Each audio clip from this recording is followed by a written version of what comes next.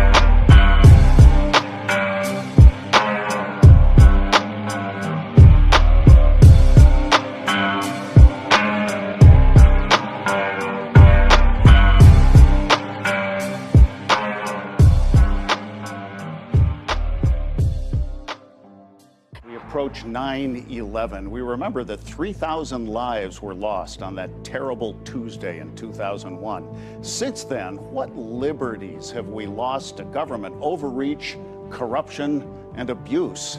But first, despite President Trump's bluster, is the USA losing its leadership position in the world order? Have we already lost it? There are disturbing spy allegations against one of America's closest allies. Israel is denying a Politico report accusing its government of planting surveillance devices near the White House and other sensitive locations around Washington. Politico also claims President Trump was aware but took no action to punish the Israeli government. We had peace talks scheduled a few days ago. I called them off when I learned that they had killed a great American soldier from Puerto Rico and 11 other innocent people. They thought they would use this attack to show strength, but actually what they showed is unrelenting weakness. But the truth has to come out. That's why I'm doing this interview.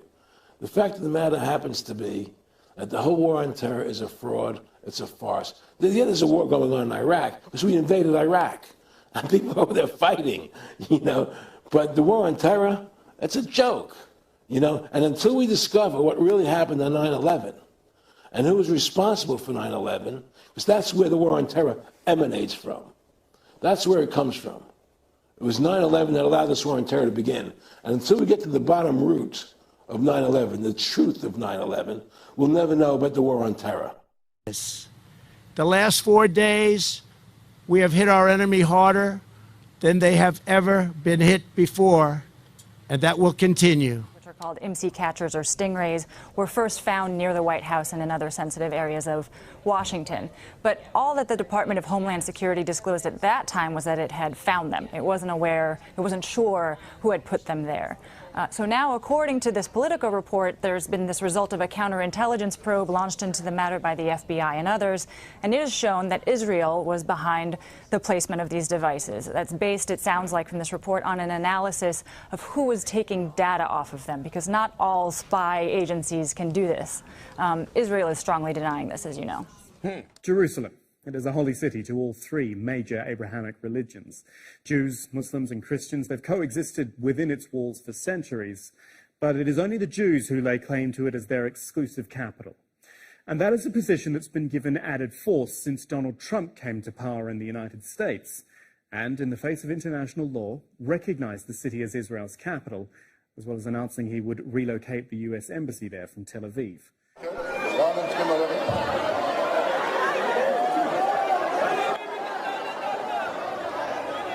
Back to Israel now, where the IDF says it intercepted 2 rockets launched from the Gaza Strip, interrupting a campaign rally for Prime Minister Benjamin Netanyahu.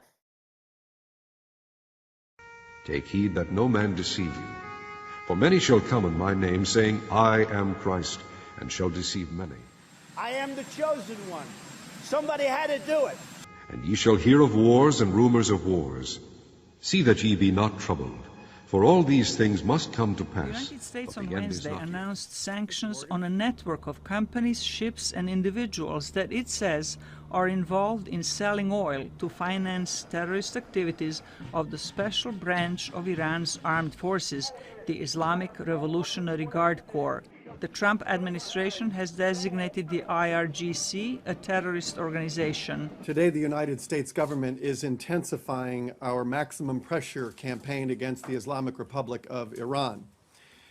First, we are announcing a reward of up to $15 million for any person who helps us disrupt the financial operations of Iran's Revolutionary Guard Corps and Quds Force. U.S. tensions with Iran began escalating last year after Trump abandoned a six-party nuclear deal with Iran and reimposed tough economic sanctions aimed at blocking Iran's oil exports. Trump says the sanctions work and are likely to force Iran to return to the negotiating table. They're getting killed financially. Their inflation is at a number that few people have ever seen inflation at. And it's a very sad situation. They could solve it very quickly. We could solve it in 24 hours. Some analysts say the Trump administration may have miscalculated. I think that President Trump has had a misapprehension about Iran for many years. And he's been too enamored by the analogy between Iran and North Korea. Whereas for Kim, a meeting with Trump was in and of itself a victory. For the Iranians, a meeting with President Trump would be all cost, all risk.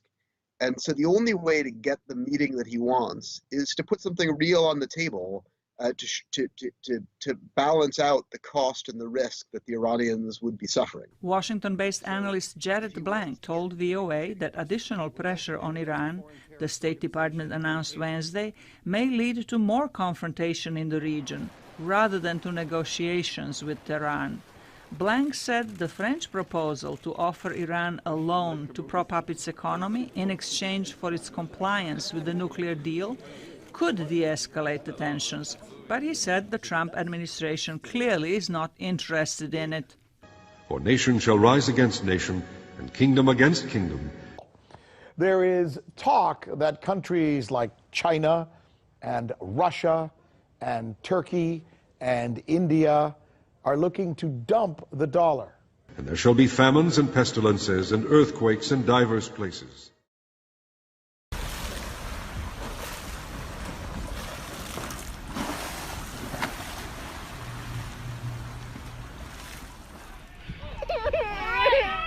Oh my god. Nana! Oh my god. I got it all on video, dude. Oh my god. I got it all on video. Because it's a fungus. And actually, Candida strains are colonizers of the human body. They live in our gut microbiome, which is another hot topic. This strain is preying on people with weakened immune systems. There are new concerns about rare but potentially deadly flesh-eating bacteria found in warm waters. One woman, Lynn Fleming, died last week when she was infected after a fall at a beach. Now families are sounding the alarm. We spoke to a Florida man who says he was infected without even getting wet. All these are the beginning of sorrows. Then shall they deliver you up to be afflicted, and shall kill you, and ye shall be hated of all nations for my name's sake. An Anne Arundel County man is dead after officers say he refused to give up his gun to police. Officers shot and killed him at his home this morning, where they were attempting to enforce the new red flag law. And Vic, police just left this Ferndale neighborhood now nearly 12 hours after officers first showed up here to attempt to remove guns from a home and ended up shooting and killing the gun owner. Flashing red and blue lights cut through the rain in this Ferndale neighborhood Monday afternoon. Police now guarding the street where their attempt to enforce the new red flag law turned fatal hours earlier. Around 5:15 in the morning, Anne Arundel County police say they came to a home on Linwood Avenue near Broadview Boulevard to take weapons from 60-year-old Gary Willis. They say two officers knocked on the door and Willis answered, armed with a handgun. Sergeant Jacqueline Davis says at first he put the gun down and stepped outside to talk with police. He was fine with the officers until they told him, hey, we're serving you with this order, and this order orders us from the court to take your guns. At that point, she says Willis went for his gun. One of the officers tried to grab it out of his hand, and Willis pulled the trigger. That bullet didn't hit anyone, but it prompted the other officer to open fire, shooting and killing the gun owner. And then shall many be offended, and shall betray one another, and shall hate one another. And many false prophets shall rise, and shall deceive many. Clashes have broken out in Jerusalem between Israeli police and Palestinian worshippers at the site of the Al-Aqsa Mosque. The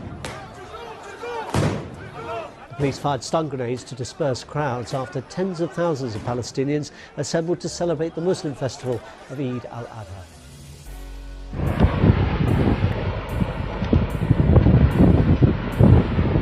That's it.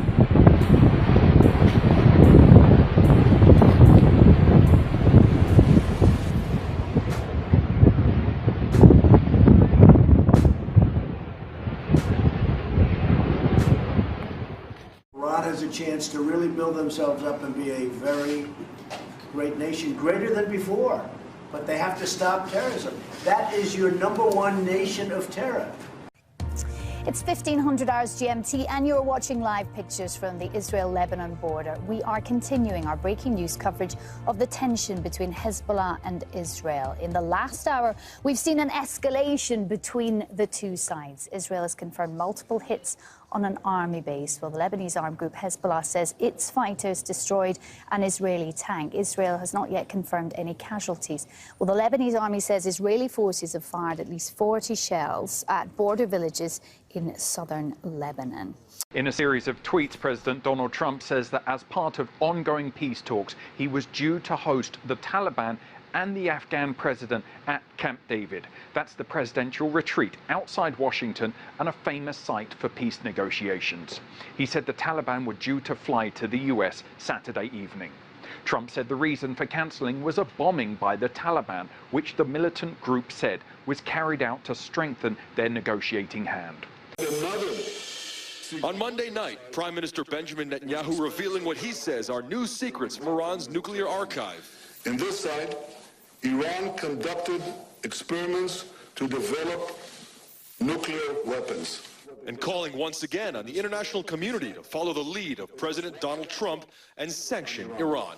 The only way to stop Iran's march to the bomb and its aggression in the region is pressure, pressure, and more pressure. I think Iran has potential, and I think North Korea. Those are two countries we're dealing with right now at a very high level. I think Iran has a tremendous, tremendous potential. They're incredible people. We're not looking for regime change. We hope that we can make a deal, and if we can't make a deal, that's fine too. A rocket has hit the Defense Ministry complex in Afghanistan's capital on the 18th anniversary of the 9/11 attacks. The strike happened near the U.S. Embassy just after midnight. The Afghan Interior Ministry says no one was hurt. The terrorist attacks in the United States on September 11th, 2001 led to the invasion of Afghanistan, which toppled the Taliban regime. Our cameras spotted John Bolton outside the West Wing this morning, just hours before the president revealed that he had told him his services are no longer needed at the White House.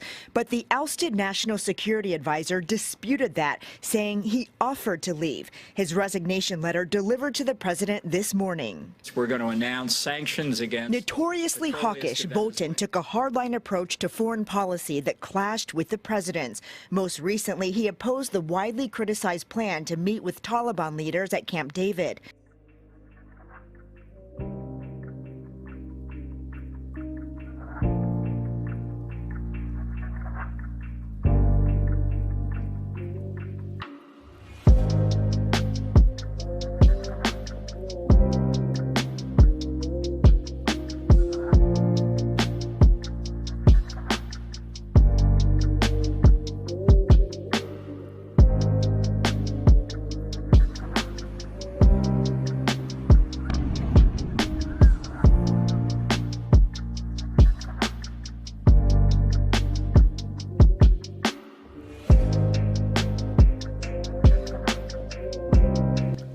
Archaeologists in Israel have claimed to have discovered the true location of the biblical town Emmaus, where Jesus first appeared to two followers after being crucified and resurrected.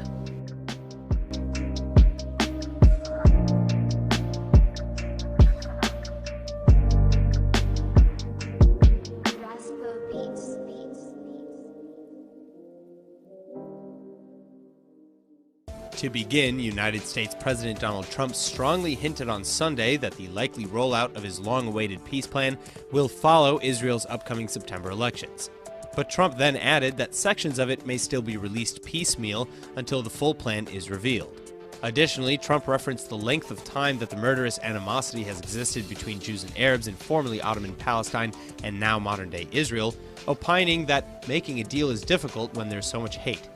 But at any rate, for now, Israel is facing its second election within 6 months after incumbent Prime Minister Benjamin Netanyahu was unable to form a coalition government in April. And it's thought that Trump and his team will give the winner of the election in September, if there is one, an opportunity to form a government before releasing the plan. Muslims come here whenever they want. Jews and other visitors can come at the same moment, but there is a difference. Tourists can walk around as they want, Jews can't. They have defined a very precise route for us. At the time of the British Mandate, Jews could come here 7 days a week. Nowadays, they can only come 4 or 5 hours a day, 5 days a week. A Jew must have the right to bow down freely, and he must have the right to say his prayer. But Abraham is not just a regular pilgrim. He is an activist, well known to Israeli law enforcement because he is part of an organization that promotes the improvement of pilgrimage conditions for Jews on the Temple Mount and more. Our Prime Minister finally understood that access to the Temple Mount for Jews must be normalized. Our ultimate goal is to build the third temple. It's undoubtedly the reason why we came here for a pilgrimage. For the temple, we want to restore the building to perform new sacrifices, just like thousands of years ago. It's only the beginning. For the redemption to be complete, we must build the third temple here.